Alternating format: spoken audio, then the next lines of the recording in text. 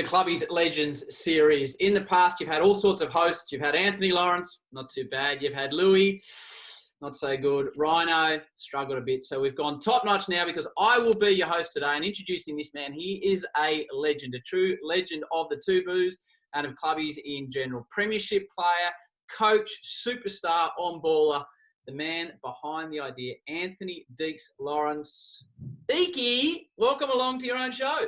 Thanks, Kuru. I thought when you pretty much run the thing, you've got the choice of interviewer. So I went to the Australia's greatest interview with 50 million downloads, and I thought I'd increase the number by 50. Well, I hope we get a few listens. It is great to have a chat with you. We've shared a lot of good times at this football club over the years. Before we get started, my generation knows you as Deeks, and a lot of blokes will have played with you and been coached by you. Why Deeks? Mate, that's just an old uni nickname that's sort of stuck in along the journey and never really left. I started the team as Ant Lawrence, and then a few of my mates who I went to uni with came and joined the club, and then Deeks sort of infiltrated as a name. So that's where it's been. And a fine name it is. Before we get into the specific details, and you've done this over ISO to give all sorts of people a bit of a lift, which I think is absolutely fantastic. But it shows me immediately, mate, the connection you have to this football club and these group of fellas along the way. What does it mean to you to have played for the Two Blues in their various guises, the Clubbies in general? Yeah. So it means a lot, and it's a good question to start with, Guru, and that's why I've got you. You're the best. That's it. But to me, it was, and I'll get into how I got into the club in some point soon, but it's meant a lot to me. So I think in your life, you've got your family, and that's most important to you, your wife, your family, and your immediate family outside of that as well. But this to me wasn't far behind. So when I first came across the club, which was Q at the time, I was a single lad, no responsibilities, and I've come across a group of fellas who just loved football and loved socialising with their mates, and that's my life in a nutshell. So it was, my personality was brought to life in a yellow and brown jumper when I first came across it, and then to stick with that group of mates in the way through was just tremendous. And why is it different to any other football club that the majority of people that have played for this club have been involved in? It is a very different football club, but one that most that have played with it would look on it as their most enjoyable times in football, which is a fantastic thing. Yeah, it's funny. I actually asked Pilly the same question over the weekend. Yeah. And to me, I think, and I go back and this series has helped me really understand this a bit better, but it goes back to the roots that Marty Varner set it up back in 1983, that he had the no dickhead policy. And the most important thing we've got is this is how this thing's formed and what's all about. So the social element, and go and play footy, but have fun amongst yourselves. And he was pretty strict on the rules about how that was played out. And that's stayed right throughout the whole journey. And I think you can end up at any footy club, and every footy club's got great blokes, it's got great memories and great stories within it, but this is really harnessed into it. I think what was really important as well was most of the guys who come down have come down from a connection of someone else. So you don't have the 4 or 5 randoms coming off the street and you don't really connect. People generally are going to bring people down and they go, I vouch for this guy. You can play footy, but he's a great character and we'll fit in with the fabric. So I think that's helped a long way. Because people, I think, and how Pilly generally answered, and I agree with that, was he said it was, you really want to win during your 2 hours on the field, but if you don't, well, okay, get over it. But you've still got your mates there, and let's go and have some fun and some great times and hang it on each other and have a bit of banter. That's the fun stuff. I think the thing that, and this is about you, mate, I think the thing that defines the footy club for me, we both played, and you've known a long time a bloke called Darren Blakey. And Blakey used to, by hook or by crook, sunshine, winter, rain, bring his pa to the footy. Pa Blake, who's now sadly no longer with us. And we'd all roll in, and we knew it was Blakey's grandpa, and we knew how much Blakey loved him, and it was, we're all going to Pa, and everyone would make an effort to speak to him. This was a guy at that stage, 50 years older than any of us.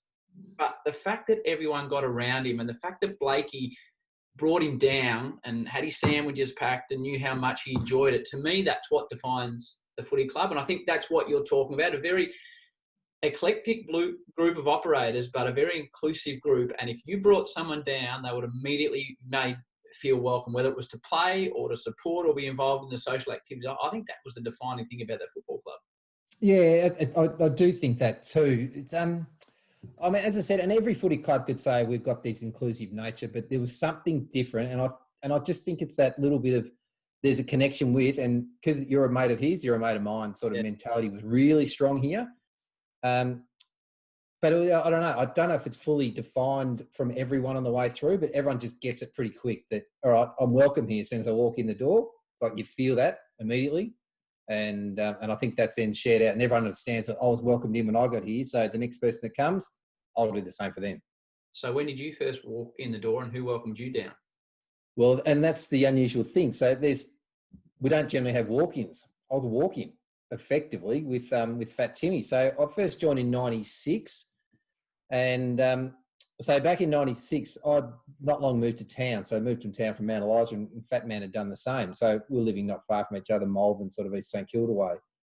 And we came to town and said, all right, we've got to go and, play some footy. We're here now and let's meet some crew in town. And yep. And so we then thought about, well, who do we play for?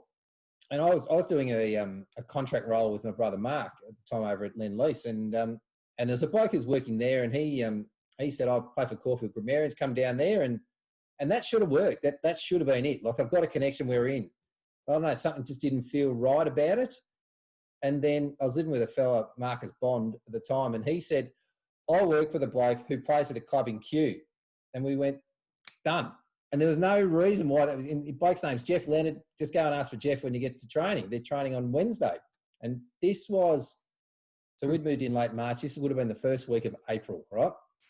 So a footy calendar scheduled pretty well that by April they should be off and running and you come and going, right? So Fat Man and I rocked up, and on the way there we're going, Wednesday training, because we have no knowledge that this is what it is, what we walk into, right? We think it's your standard first, seconds setup. So we rock up and we're sort of Wednesday, maybe they're a bit pioneering, these guys, a bit more rest time, bit training to game day. We thought... Pioneering! That's why I'm putting it to root. This is the conversation happening from Malvern to Kew. So we're thinking maybe this is what these guys are at. Happy days. Let's go and have a look. But then we got there. So there's a couple of candles, what they call as the lights around the ground. There wasn't really strong. And then there's blokes rocking up in all sorts of gear. And they're walking up to each other going, "G'day, knackers," like to each other. "G'day, knackers." So, geez, you put on a bit over the off-season. What's with the beard? All these sorts of comments are going, gee, this is strange. This is odd. And then, so we've got to training and everyone's trying to get to know each other's names a bit. And we're sort of going, there's not many here, given it should be a first and second standard operation. And then, so we got off the track and gone in and Mick O'Day's the coach and he's come up and going, he's handed out a sheet of paper. And it's got an emblem on it with a footy boot. He's drawn a picture of a footy boot with a can of VB hanging out of it. And I was sat next to Fat Man with the sheet. I said, "Where are we?" Like, it was really odd. Like, I was sort of going, just can't understand it. And then, so Mick's gone, "All right, boys, our first game this Saturday. So we thought we'd better get training." I'm going, this is not getting any more normal. So he's gone around the rooms. "Tell everyone a bit about yourself." Boom, boom, boom, boom. And we're sort of towards the end of the mix. So he started the other side, thankfully, and got around the room and everyone's going, "Yeah, we're here to win the flag," and blah, blah, blah. And Timmy Reynolds was one of the guys. He's a cracking fella, Timmy Reynolds. And they're going, "Well, Timmy Reynolds probably can't speak much. He's already had 12 beers before he's got to training." And sort of going, shit, this is just, I'm enjoying it, but I'm not sure it's not what I'm expecting. And so I've got to me and I've said, going, "Well, just here to play some footy with the boys and hopefully, go team." And so I said that, and "Yeah, good on you, mate." Yep. And then Fat Boy, he read the room beautifully. He got up and said, "Name's Tim Morn. I'm here to play a bit of footy, but I'm here to drink lots of piss." And they're going, "Woo!" All right, this is what we're getting ourselves into. So that was the opening. So we would normally have, as I said, someone to bring you down, because we walked around training, asked for Jeff Leonard the whole night, and I don't know if he ever showed up. So it was an odd scenario, but pretty quickly, I reckon within weeks, I worked out, this is me. This is where I want to be. So from that initial, and you won't be able to put an exact figure on this, mate, you could have gone to Caulfield Grammarians, as you said. You go to Kew. how many people do you reckon, directly or indirectly, when that pebble goes in the pond and it starts to ripple, how many people, due to that ripple, would you have brought down to either Q or then the Two Blues at Paran as it became? Well, so I can tell you the immediate ripple.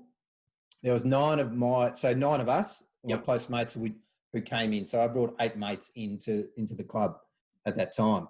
So then I have never thought of the ongoing ripples thereafter, like yourself, and then gets on to then Craig Berg, and then on to all the other guys thereafter. I mean, that just comes down to the generational time. So we probably got to the stage where we were playing it with a group of guys who had been part of the 94 flags and probably the late 80s. A lot of them had come to the end of their tenure. My mates and myself, we sort of then were the next group that took that forward. And so that then your hub and spoke comes out and brings all the other people in off that. Well, then that group's then brought the next group in, the Slavos and Derbs and all these sorts of guys that then, Bergs and all that sort of stuff on top of that. So it just extends. So the next group comes in, they get old, the next group comes in, and it just, I don't know. But I've tried to work out how many people I reckon have worn the jumper, one of the 2 jumpers. Yep. It's got to be 500 to 1,000 range. It has to be massive numbers. That's not exactly detailed stats, 500 to 1,000.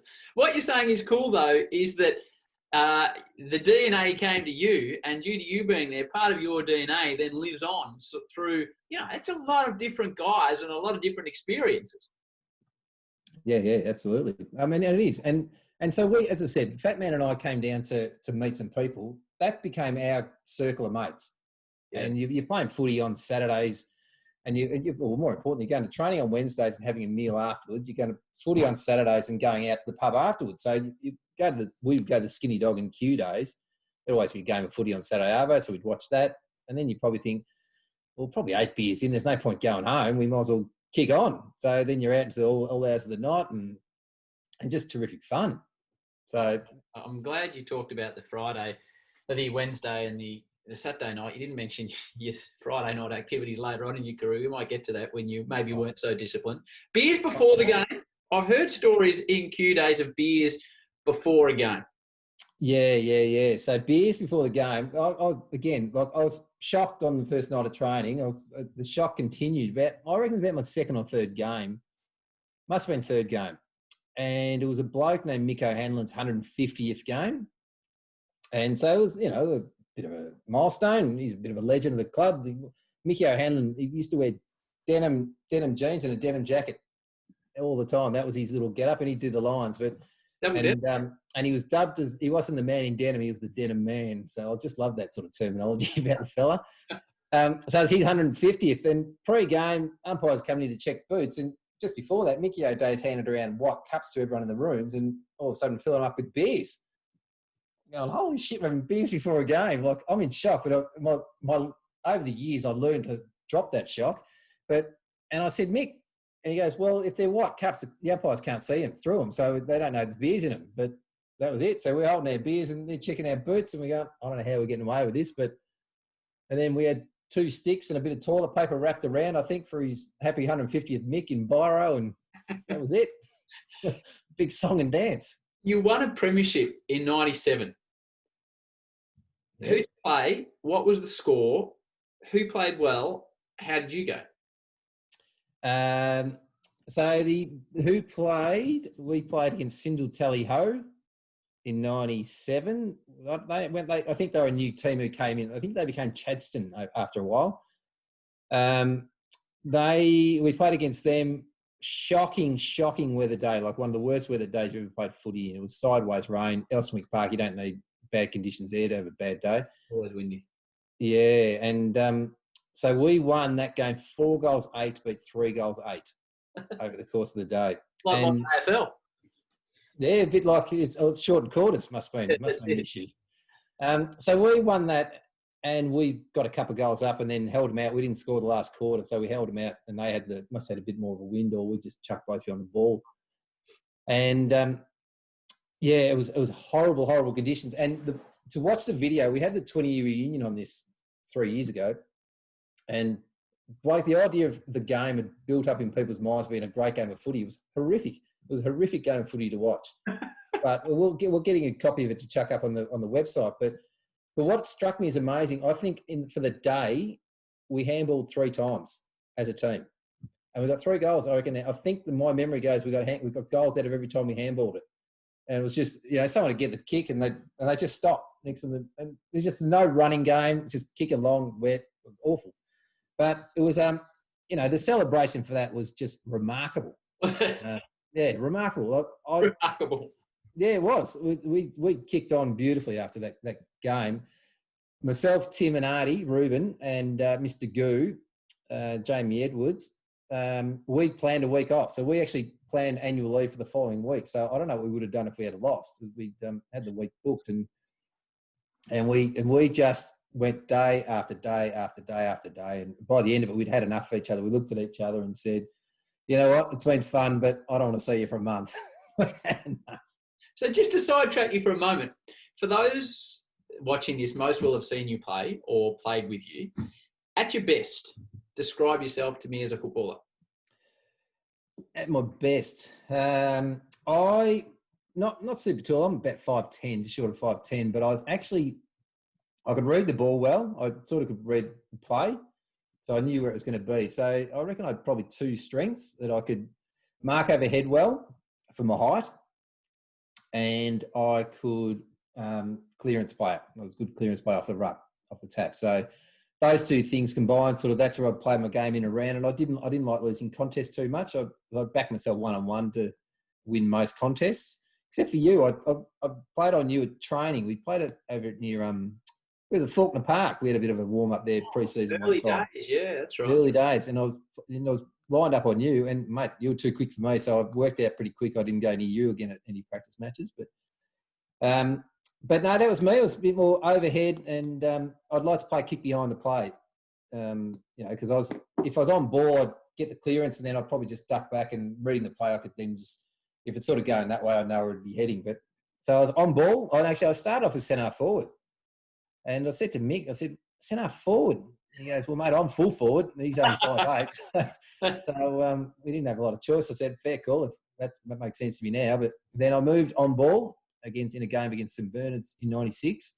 And that sort of started off the whole journey forward, really. I was pretty happy in the centre. Went to the back line late and loved it. Half back line, loved it down there. That was fantastic time to play there, because once you few more years of career, you get to understand the way the play's going, so you're reading the play even better again. And half-forward flanks are renowned for running to the wrong spot, so you let them go, and then you just stand there and take easy marks all day. That's my memory of you as a footballer, playing off half-back and being a beautiful distributor of the ball, as they would say these days. You'd be an attacking half-back flanker in modern footy. How many games did you play all up across both clubs? 130, 140. And it's funny, you see that written, because Killer keeps the stats on this, and it feels like 250. Yeah. But you'll go, no, that's got to be right, but geez, it feels like more. Worst injury? Worst injury, well, it would have been a lot of concussions, but the worst one was a busted cheekbone. Oh, yeah. Were you there that day? Yeah, I was, yeah. Who was that against?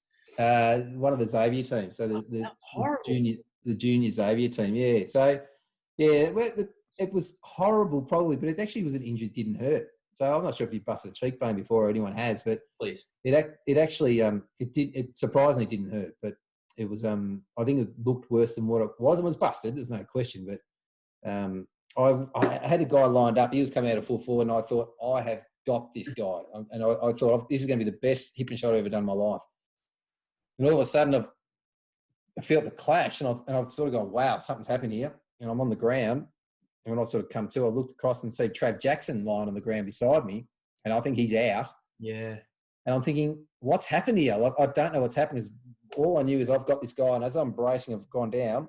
All of a sudden, he's not there. And all accounts, he saw it was about to happen. So he jumped out of the way. So he's coming out in the lead, and the ball's on the ground. He's jumped away from the contest, and I've just run into him, and we're both kaput on the back of that. So, did you ever kick a bag? What's the biggest bag you kicked?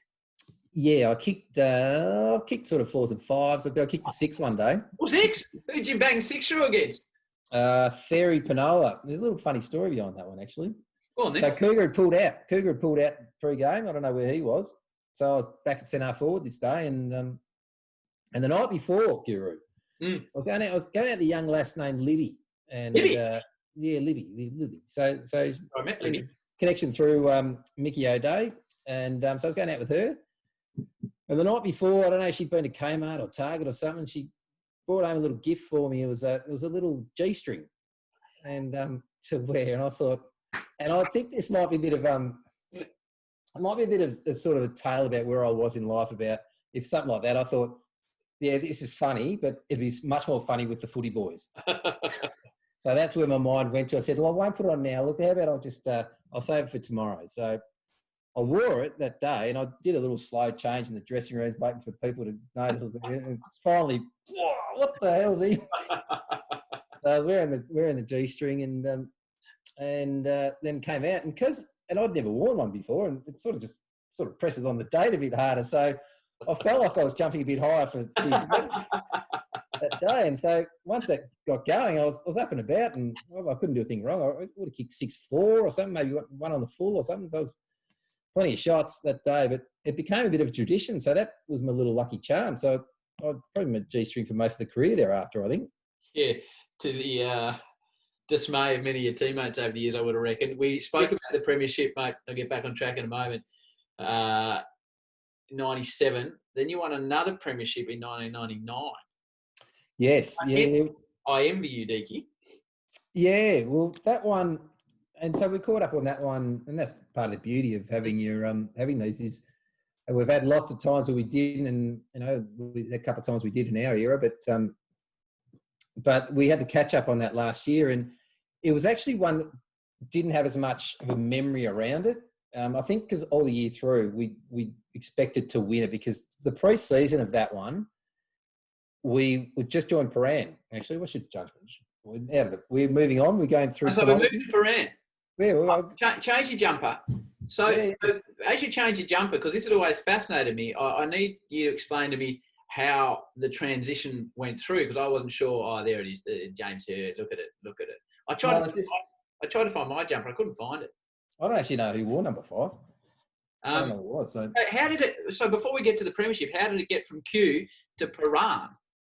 So to Paran, the silent H. Well, so at the end of 98, so we've been pretty successful. So I wasn't across the conversations going on around there too much, but you're sort of just getting it sort of secondhand. The end of 98, from my memory, was Q seniors were finishing generally about 3rd, and you have to finish top 2 to get promoted, right? Yep. So we're running around. We've won the flag in 97. We're runners up in 98.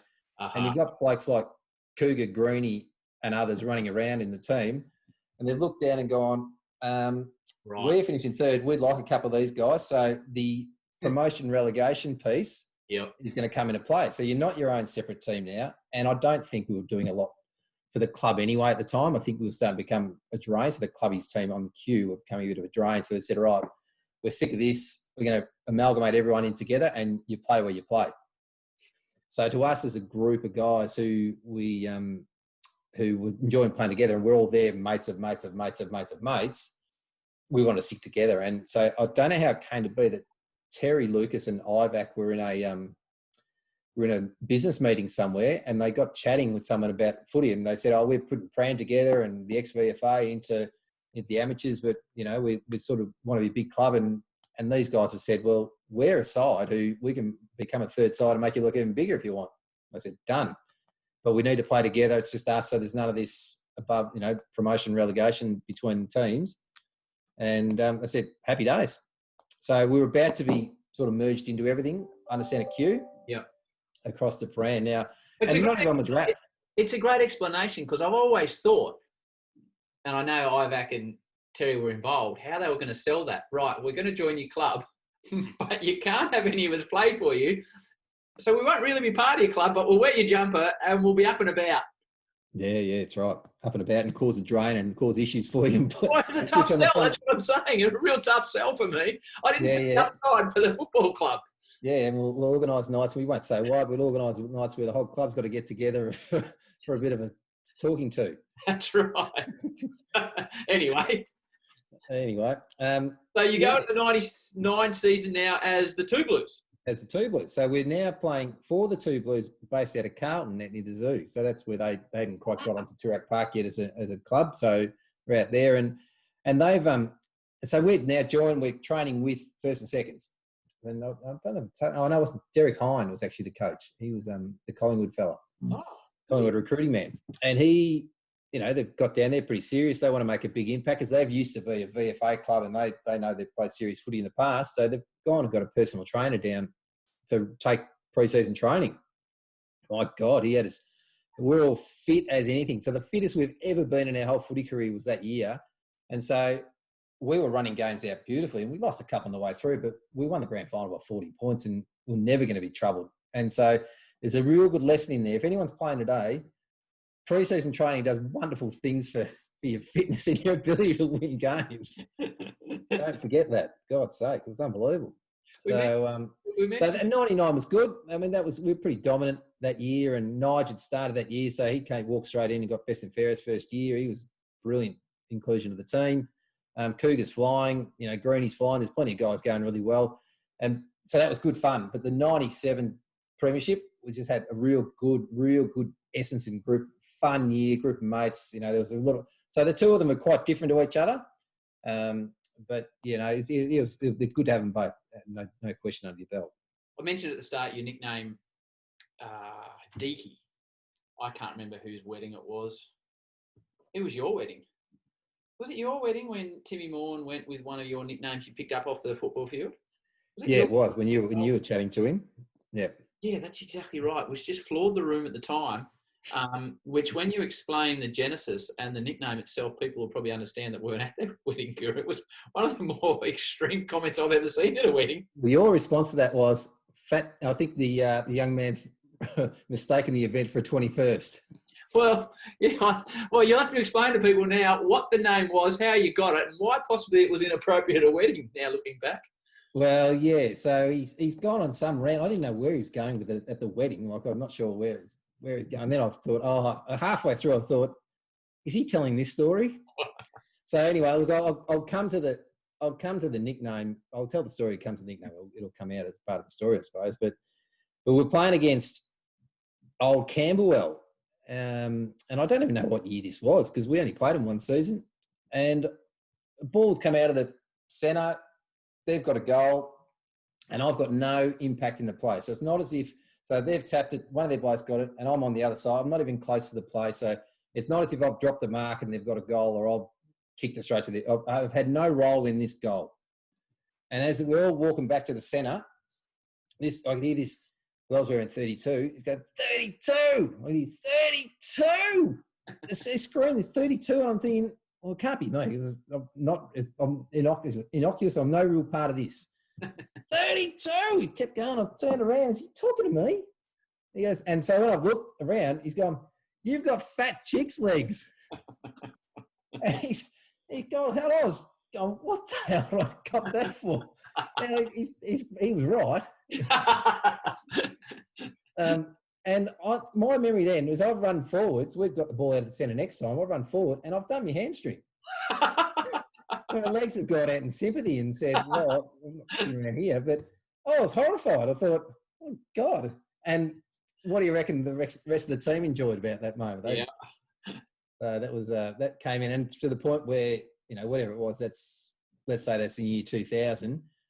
When I was married, 11 years later, up it comes at the wedding speech. Inappropriate, to say the least. A couple of things. You've given me a few notes, but there's a few things popping into my mind. When did the footy trips start? I was involved in Byron Bay footy trips, which I still look back on extremely fondly. The Cheeky Monkey and lawn bowls and in the sunshine, and David Butterworth at the bakery.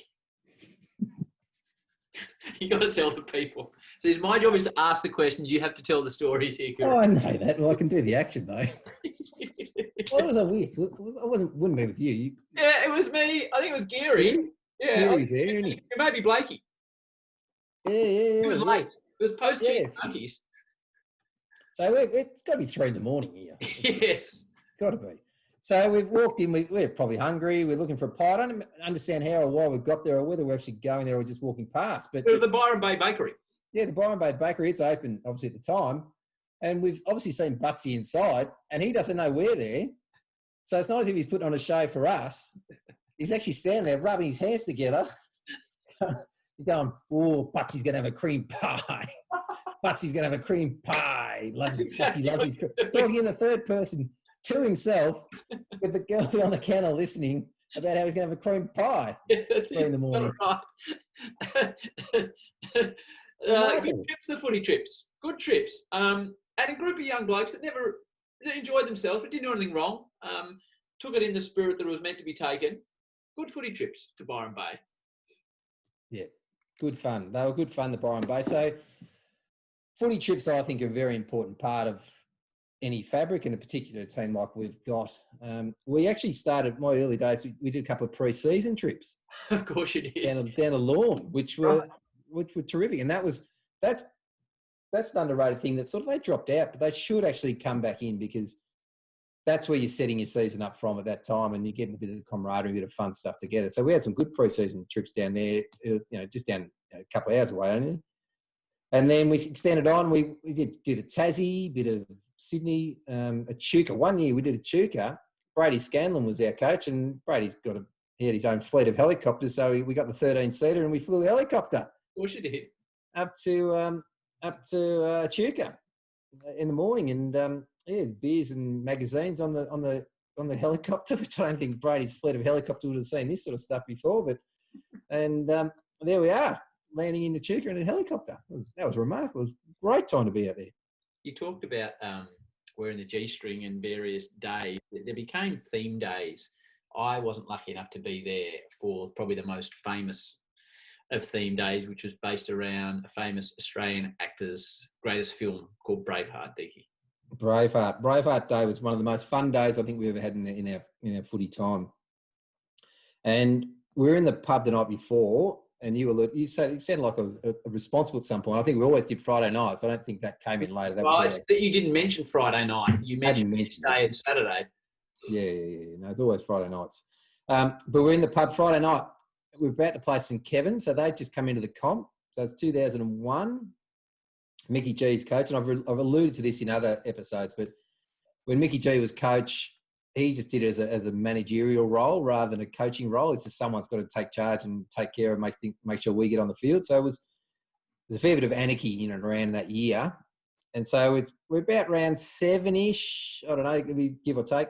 And there, I think there's something like they're undefeated on the top of the ladder, and we're struggling in 2 and 5 or something. I don't know, we were in 7th or 8th place for some reason. We actually beaten Zabs that year, and we're still languishing down the bottom somehow. I don't know how that worked out. Anyway, so we're in the pub Friday night. Borby would have been there. Fat Man would have been there. Mickey G, maybe a couple others. And we're just having beers and saying, we're at the Golden Gate Hotel in South Melbourne. We're saying, how do we piss these guys off tomorrow? Like, how do we get up under their skin a bit? It's obvious we're going to lose, so let's get some memory going. And bouncing around different thoughts and ideas. And I don't know who came up with the idea of actually Braveheart. Someone, it just evolved as something came out. And Fat Man goes, all right, yep, well, on this, I'll go and get some blue zinc on the way to the footy tomorrow. So he did that. And we've all blue zinked half our faces in the rooms beforehand. And so the start of the game is there. And so we've agreed we're lining up along the half back line in a straight line at that time. So again, all zinked up. And I think Matty A might have gone into the middle because he was strong. So I thought, yeah, right, you stop it, mate. You stop the ball getting out. Maybe a ruckman. And outside of that, everyone else is lined up. And I'm walking along as captain up and down the line, trying to do the Mel Gibson speech. And what you should do before that, Howie, is research what he actually said. Yeah. I was miles off the actual content. You know, you can fight like men or die on your knees, but I've watched the movie every time since. Thought, how did I get that wrong? But I actually, that was what I was saying, and walking with a big sort of Mel Gibson sort of voice, and the umpire's going, because I'm captain, he's going, are you right to start the game? I said, we're right, you know, trying to get in character. And so he's sort of the siren's going, he's about to pull it up, and we've just done the old hold, hold, and he's thrown it up, and that's our cue. Off we go, charge! So we ran in as a line. Their ruckman's just gone, he's kicked it straight over our head. And I remember a fellow named CJ was fullback, terrific fullback, CJ. And he hated the idea. Because he knew how this was going to unfold, that his man was going to kick a goal and he's going to be one down on his bloke straight away. So we've run in, he's run backwards to try and get there before the ball did, but he wasn't successful. The guy's taking a mark and kicked the goal. And so there it was. So then we run into position, and you could just see the St. Kevin's boys who were playing going, what the hell is going on here? Who are you blokes? Because we've never met these guys. We've never played against them before. And so that's our first impression. So the quarter's gone on, and quarter time, 7 goals they are, we're zip. And I'm going, oh, Jesus, we've gone too far here. I've finally gone across the line, and our antics have gone beyond where it needs to go. So I'm having a bit of talk to myself going, all right, pull it in a bit. We're starting to get a bit loose here. But as the game then went on, we got 2 goals closer the next quarter, 2 goals closer the next quarter. To the last kick of the day, Guru, there was one of the only few blokes that came in off the street to this club, a fellow named Jezza, has got a left foot snap from the boundary and bounce, hit the back of the post, it just shaved the back of the post, so clear point. And we lost, and the siren went, we lost by a point. Oh. So we came back and nearly got him. And so then I had a good chat to myself after and said, great work, that was a great idea. So we've had that day, and there was just a bit of fun. And there's a photo around somewhere, we haven't been able to locate it, where we all ran out pre-game with our zinc on, running, charging out to the ground, right? We're trying to do that. But I don't know, I haven't been able to locate that photo since. So if anyone's got it, send it through. I want it. I don't know how we're going for time here. Can we push on a little bit longer? Yeah, I'm good. Talking about theme days, I could have this wrong. Did Mordo in a big game, maybe his 200th game, did he really tan it up? The world's widest man. So as we're filming this now, Guru, yeah, his episode's been done. Right. And it's about to hit the market, and he talked about that very thing, about how you sat him in the middle of the room and tanned him up. Some real serious fake tan, the world's widest. Well, we'll make sure you listen to that one then on Mordo's. Hey, mate, you became coach. Yeah. Became coach. What was it like? So you've come up as a young bloke, all care, no responsibility, and then the hardest thing about coaching the team, from what I would have thought, was getting 22 blokes there at a fit state on a Saturday morning. I just remember the text message you have to send around, and you do selection on a Thursday, and you look at the team and think, at the pub. What was the pub up there from where we used to train on the corner? Where are we? What suburb? When we trained at... it was the Bush Inn, not the Bush Inn. It was the other one over that way. Anyway, whatever the pub was called. And you'd put the team up after we'd had our Palmers, and I think, that team just no way resembles the team that's going to be running out on Saturday morning. It's just a paperwork and logistical nightmare, Guru. Yeah, there's a lot of that. So this is what I hope the team will look like on Saturday, but blokes pulling out for whatever reason, and that's part of the journey. Pardon me. So what's going to happen, but can I tell you? I'll continue on your journey in a sec. But can I tell you a funny story about the coaching? Because you prompted me on the logistical piece, right? My first game of coaching was 2004. So I took it on, and I loved coaching, right? I took it in 2004 to 2006. I coached. Yep. And so game one, and the amount of mental thought that goes into a pre-game, your first game of coach, and it's not really about we're gonna go fat side, and we're gonna do this. You're not strategically thinking about what you're doing. You're going, how do I get 26 blokes dressed and on the field, right? That's what it comes down to, because I haven't got shorts, I haven't got socks, I haven't got this. You're running around and the line's done, and have you fielded in this form? People are coming at you everywhere, and you're going, holy shit, right? So you've got that mentality going, I'm happy to get blokes out of the change rooms and onto the field, right? As they're running out, a bloke named Michael Fung comes up. He was the fist of justice, right? Michael Fung. He comes up and he pulls me aside as he's last player out and I'm walking out. He comes up and says, now I just need to tell you something, that I'm allergic to bees, and in this bag here in the change room, so picture Darling Park change rooms, right? Yes. In this pocket is my EpiPen. So if I get stung by a bee, I've only got like a minute to go before I'm done, right? So you need to get in here quickly and in this pocket is my EpiPen. Come out and give it to me. And here I'm going, holy shit! I'm trying to understand how to get blokes out dressed and everything in the field, and now I've got a bloke who's telling me he could die within a minute. I'm the only one who knows where the EpiPen is. So that was pretty funny. There's a lot of that stuff. I remember David Calthorpe played with us for a couple of games. Yep. Yeah, he punched a couple of blokes in the head. Yeah, I think he punched the boundary umpire, called him fat, and I reckon he headbutted him and whacked him. That's why he didn't last long. It didn't last long. But the funny thing was, his first game, he's going, I need a pair of shorts. And we didn't have a pair of shorts to fit him. We had to go and find a pair of size 40s. I don't know how we did it. I don't know what we did. Talking about big names, you'll remember, a lot of people won't realise the man that has restructured the AFL season. Chief of everything at the moment, number 2 behind Gill, Travis Auld, played half a season for the Two Blues as well, and a very canny operator with his elbows on the private schoolboys. He was, Trav. Yeah, 2007. Travie Auld came down. He was 2007. There. So, Deaky, I don't have... David Hussey? You want to give it to your mate David Hussey? And I'll get to your thoughts on some of the players shortly. But coaching, well, firstly, Zab. So, in my time there, we lost 3 grand finals in 3 years to the same team. Did you coach 2 of those? Coached 1. I coached 06. Right. Came back and played half a season 07. Right. What are your memories of losing 3 in a row to the same team? So I wouldn't be part of the third one. So 06 I coached, 07 I played, and then I got knocked out in that last game. So in the grand final. So I finished up then. Right. So I'd been part of, I reckon, 4 losing grand finals to them. So 02, 03, I think we lost them as well. Before we get to that, they were involved in your, when you hear the Alan Jeans line played recently about don't think, do, and those famous lines, Barassi, Hafey, you're credited in my football career with the most famous line of all. Now, I'm not sure what the audience is here, but it relates to Zabs and it still sticks with me today. Yeah. What's the line? Well, you know what the line was, do you? I want you to say it. I'm not saying it. No, well, it's funny. Pre-game, like as I said, let's take a step back behind this. So pre-game, you're so busy working out what you've got to make sure you get blokes on the field, right? And you're trying to think tactically, who's here, who's signed the sheet, who's done this, right? So then you get 5 minutes at best to give your pre-game speech.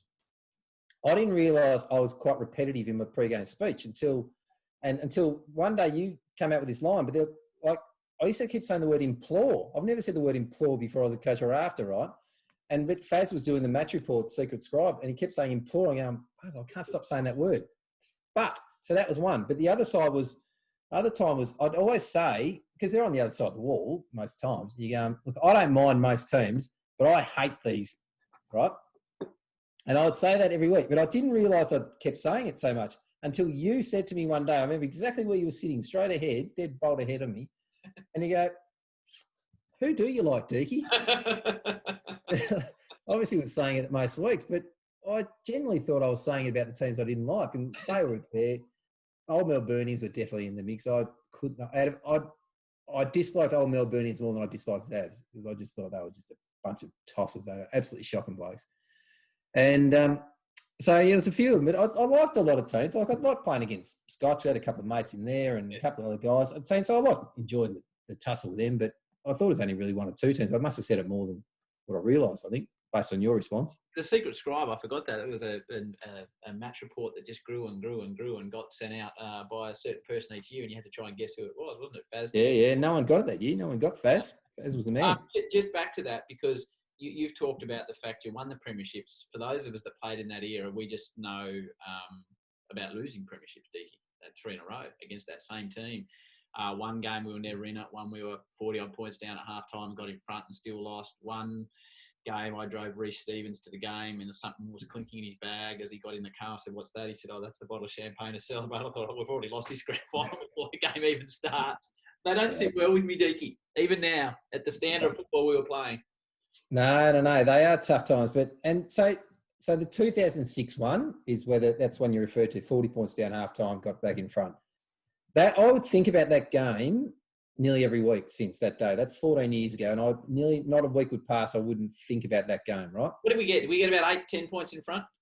Well, yeah, 7. So what it was, we were 6 points up. So we had. So what Xavier would always do to us in grand final, and every single one of them, one quarter where they just would smash it, right, and they'd put the game beyond doubt. And Brady Scanlon, past coach I mentioned earlier, he said, you can't win a game in a quarter, but you can lose one. And that's exactly every grand final we played against. And they'd kick a 7 or a 9 goal quarter and it's too hard to come back. But that 2006 one was, so we played really well all year. And that was the best chance we had of all of them. And we smashed them in the second semi. And I thought, so we've won straight through the grand final. First time we'd done that, I thought, we're on here. Good team. Second quarter, so we're up at quarter time, 4-2, I think. Second quarter, it's all turned to shit. Trav McIver's kicked the bloke. He's got sent off. Six blokes had come off to the ground. So we're allowed eight on the bench. 6 blokes were off injured by halftime, cannot return to the game. We were down to 2 men on the bench.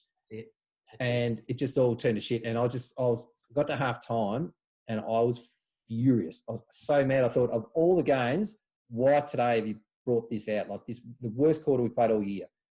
And I was just so angry and I just wanted to rip heads off in the clubhouse. Mick O'Day came up beside us and walking off Elsternwick Park. And he goes, breathe, Deke, just breathe. And I said, Mick, the last thing I want to do is breathe. I just want to kill people. I was so angry. Yes, just breathe, take it easy. And it was the best thing he could have done. He said that to me at that time and I thought, he's right. Just take it easy. Just take a step back and don't do it. So I remember the speech at halftime said, I wanted to touch on the point. I want to say, we've stuffed up here. Like, I'm not happy with what's happened, but I was calmer by that stage. But I said, the good news is we're still in a grand final. And so that was the beauty. I thought in the back of my mind, I thought, I don't know how we're going to do it, but we're still in the game. So we've got a chance, right? So we're still around. And that third quarter, we've gone from the worst quarter we've ever played to one of the best quarters of football we've ever played. And I just got visions of, like, Butsy was on fire. Like, everything he's going near, he's taking marks, kicking goals. Geary and Kitch out of the centre. I've got no one to change them with. I'm looking on the bench and there's 6 blokes sitting down I would normally rotate those guys with. I can't. So they've got to run it out and they're kicking goals. They're doing all sorts. And the guys are playing brilliantly. So we got level and then Zavs kicked the last goal of the third quarter. And I was actually happy about that because I thought, good, because I'd hate to have got in front third quarter and take the pressure off and think we've done all the work. So then we came out last quarter again and kicked a couple of goals. So Butsy's got one. We're 6 points up. Butsy's got a shot, probably 40 out angle. And I thought, if this goes through, I'm stacking the back line. This is my impetus. So I think 12 points is enough. I can work with that with about 7 minutes to go. And then he's gone up and it's hit the post. That's right. Well, shit, 7 points. I don't think it's enough yet. I've got to keep playing. We've got to keep playing it out. And then their full forward, it was an A-grade full forward, came down and played with them that year. And he came out and kicked 3 goals. He kicked 3 goals, 2 in the last 8 minutes of the game off his own boot. And he was on fire. And that was the difference in the game. That was the next 5 scores where he's off his boot.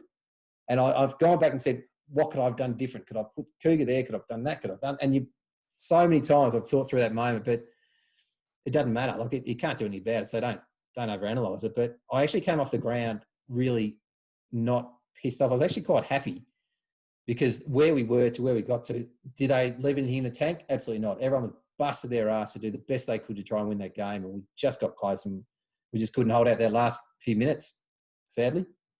No. Hey, I've taken up a lot of your time. I don't know if you can do this because it's a lot of mates involved and it's going to be hard for you off the top.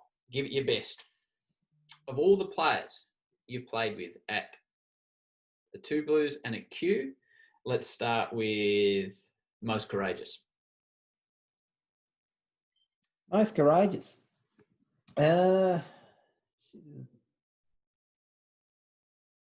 It's hard to pick one person. I'll give most courageous to Darren Blake. And I'll tell you why. So Darren Blake, he didn't tell his missus that he was playing footy, I think, just before he went and got married. True. And then he ended up busting his shoulder. He did. He did. That match. And he'd been practicing the waltz as well and had to get the dance right. And the dance had these sort of arm up movements. Canadian 3-step gear. And he couldn't actually then tell his wife. That's right. But he had to bust his shoulder. He had to go through with the dance in those moves and never tell her. She's not watching this. Okay, so that's most courageous. Who would you say was the most injury prone? Who was the bloke that you played with that you loved to be out on the ground, but through no fault of their own, their body would fail them? There's a few blokes in that category. Storrs got injured quite a bit, but he probably got enough games out of himself. Greeny, sad with Greeny. Like, he was such a talented player, and he got struck down pretty bad with injuries. And so that he didn't, like, at the time, he should be really sailing into the best. But for me, Trav McIver, he sneeze and get on the ground and he'd be off. Yeah. Trav. And he pointed his shoulder. Butts. Yeah, Buttsy. Ring-a-ding butts with his he'd sneeze and go the shoulder. And he kicked 16 goals, started on the bench trying to tape himself up, and then came off. So he didn't start on the ground and he didn't finish on the ground. That's right. In between, because he's done his shoulder. Big Buttsy. Yeah. So who was the best forward you saw in action? You mentioned Buttsy.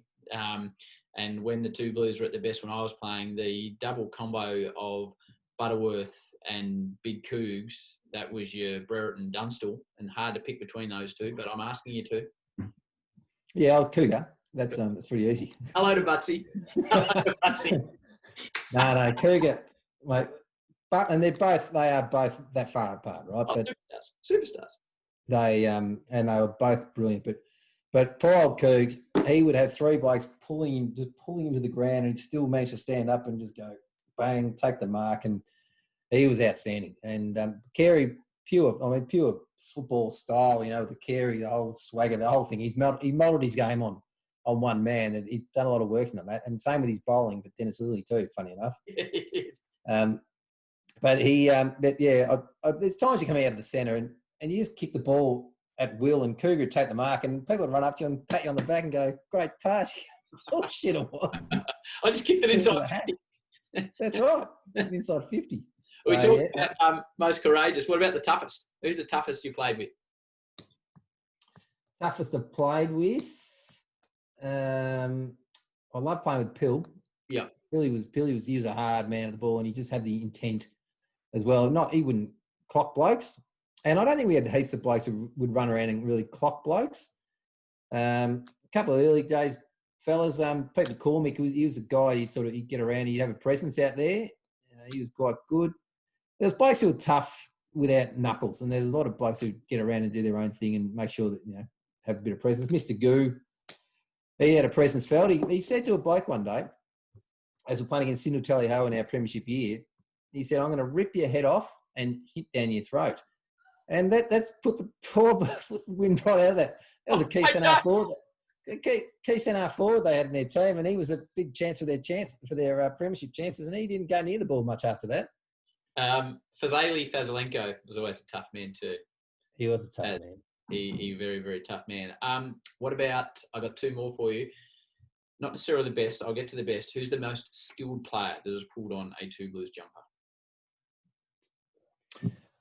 Bergs is skilled, and Bergs looks like he's not even really trying. He's that skilled. He just sort of floats around, just doing what he needs to do. He was clearly that way. Greeny skills were beautiful. Like he's just such a, some of those. I reckon gazelles would look at Greeny and say he runs like a Greeny. That's how nice he right. That's ground. He was beautiful to play with, and Kitchy, and little Kitchy. Don't get much of a mention, Kitchy, but he had both sides of the foot. He could do whatever he wanted with the footy. Bums on seats. Who are you turning up to watch or to play against that used to excite you at the two Blues or at Q? It'd have to be the key forwards. Key forwards are they're the bumps on seats sort of guys. And everyone's had their moments on the way through. Like Steve Ivac, he kicked 8 goals in a day, and and some blokes are on and bumps on seats, and they're blokes like Hedge, and they blokes have an entertainment value about them. But as you get to these sort of questions, I now realise how hard, and I feel sorry for all the blokes I ask these questions to. But you sort of go, shit, I'm forgetting some pretty key people in here. But Jason Storer, for me, when he get the ball and just run. Burst out the middle. Burst out. I remember I intercepted a ball accident one day. Blake just handballed it pretty much straight to me. I was looking going, oh, shit, I got the ball. And Storer's eyes, remember, he's standing a metre away from me. He goes, Deaker. And he knew what that meant because he knew the traffic was going that way and he'd be about to go that way. And off he would go. And he would then take 6 bounces and, pump the ball on. But he was beautiful to watch, Jace. Who's the best? Who's the best player to play for the Two Blues or Q in your time playing, coaching and watching? To me, it's Cougars in the mix, Storrs in the mix, Burgers in the mix. I didn't probably play enough with Bergs. Only played the half a season with him, but the talent's there, so I can't really. I've only played 10 games with him, so I can't really get him in that mix. So it's Jace or Cougar Carey. I have to say Jace. Jace had a massive impact on what he could do. He sort of changed the way we played a footy a bit. Storer, like in terms of he's away, he got the ball out of the guts and did that. The tall forwards are always there; they're consistent year on year, but he changed the midfield for us, Jace. So we've had a long discussion. We've gone over time. You've gone through Q and what it meant to you as a player, and then as a coach, and looking back at losing grand finals and the mateship that you still have, and the fact you've continued this on. Why is it important that the footy club continues? It's very important it continues. And I'll touch on actually probably a bit of a morbid piece here as to why it's important. It's important everyone's got the mateship, right? But we've got some blokes around the club who've been through some pretty hard times on and off the field and all that sort of stuff. So when I talk about that, you talk about the Belledge boys who, with the sister, losing the sister. You talk about Derbs in recent times as well. You talk about blokes then, probably a level below that were, probably marriage breakups and struggles.